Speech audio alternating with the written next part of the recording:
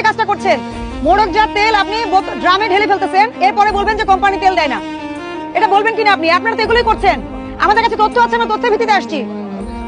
350 টাকার তেল 380 টাকা বিক্রি করেছেন, এটা প্রথম অপরাধ।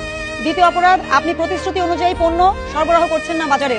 আপনি বোতলজাত তেল কিনে এনে সেটা ড্রামে ঢেলে বেশি মূল্যে বিক্রয় করছেন, এবং আপনি মালিক এখানে বসে আছেন, আপনি বলছেন আপনি জানেন না, এটা হতে পারে না। আপনার ছেলে কিন্তু ব্যাখ্যা দিয়ে দিয়েছে কেন করেছে। ভোক্তাধিকার সংরক্ষণ আইন অনুযায়ী অপরাধ সংগঠিত হওয়ায় এই প্রতিষ্ঠান কি করেছে? অতিরিক্ত মূল্যে তেল বিক্রয় করেছে, এবং কি করেছেন আপনারা? বোতলের তেল ড্রামে ঢেলে দিয়েছেন।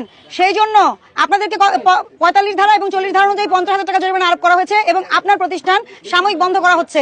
সাময়িক বন্ধ করা হচ্ছে, আপনাদেরকে শুনানি নোটিশ দেওয়া হচ্ছে। আপনারা আগামীকাল অফিসে উপস্থিত হয়ে একটা উপযুক্ত ব্যাখ্যা দিবেন, এবং আপনারা যেখান থেকে বেশি দামে কিনেছেন, আপনারা দাবি করেছেন, ওগুলো উপযুক্ত প্রমাণক সাবমিট করবেন। তারপর আমরা সিদ্ধান্ত নিব যে আপনার প্রতিষ্ঠান খুলে দিব কিনা।